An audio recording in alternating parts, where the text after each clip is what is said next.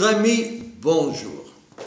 Il y a quelques jours, avec la fête, je n'ai pas eu le plaisir de vous parler. La crise sanitaire que nous vivons encore, avec une autre présidence des États-Unis, autre que M. Donald Trump, aurait été une occasion pour Washington de démontrer et de convaincre le monde qu'il était impossible de se passer de l'aide et de l'impulsion des États-Unis. Force aujourd'hui de constater que la pandémie a plutôt porté un coup sévère à l'influence américaine dans le monde. Donald Trump, par sa politique anti-multilatéralisme, a conduit l'Amérique plutôt à l'isolement,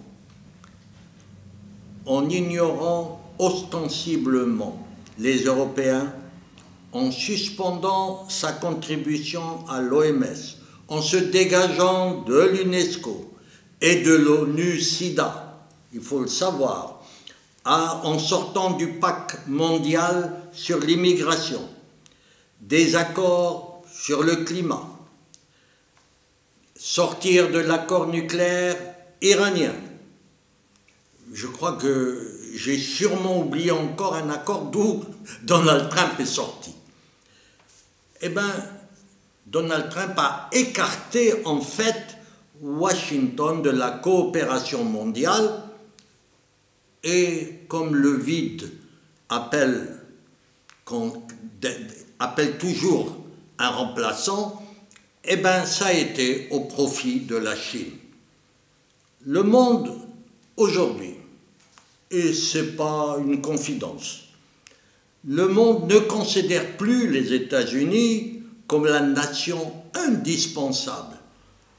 C'était un terme très défendu par l'ancienne secrétaire d'État démocrate, Madeleine Albright. Je crois même que c'est elle qui a mis à la mode ce terme pour les États-Unis.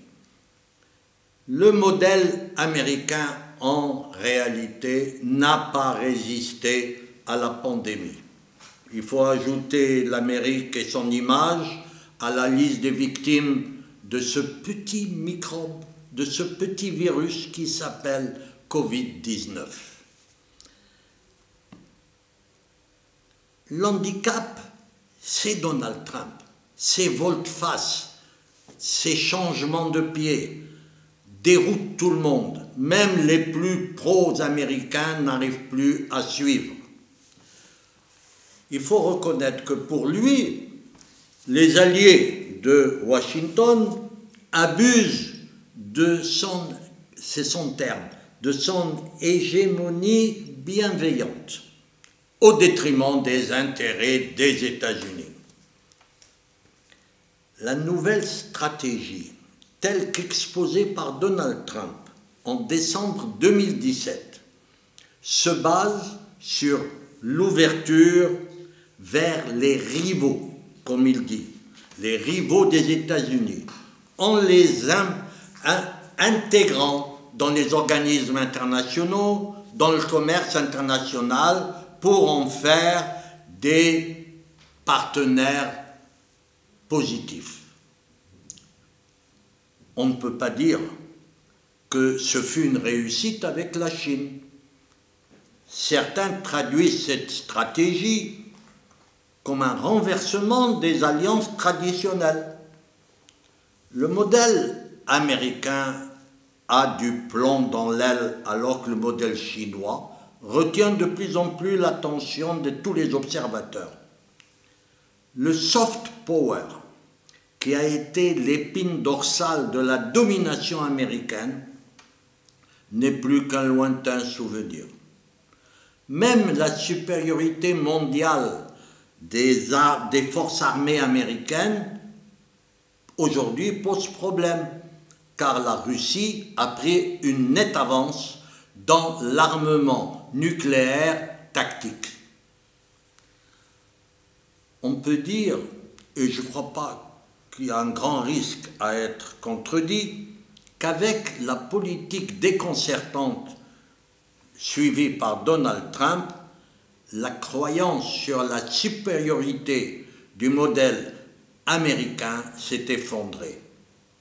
Cela n'empêche pas Donald Trump de discourir à la Maison-Blanche, pas plus tard que le 11 mai dernier, debout entre deux panneaux immenses qui proclament quoi? L'Amérique dirige le monde. Donald Trump pense toujours que l'Amérique a gardé son rang de première puissance.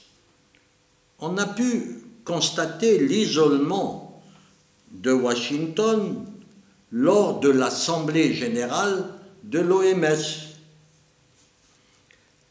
Berlin a opposé en mars dernier une fin de non-recevoir, c'est-à-dire a refusé vertement et a rejeté la demande américaine de quoi? D'obtenir l'exclusivité des travaux du laboratoire CureVac en pointe sur le Covid-19. Je crois que le déclin américain a pris la forme d'un démantèlement de l'ordre mondial et des organisations internationales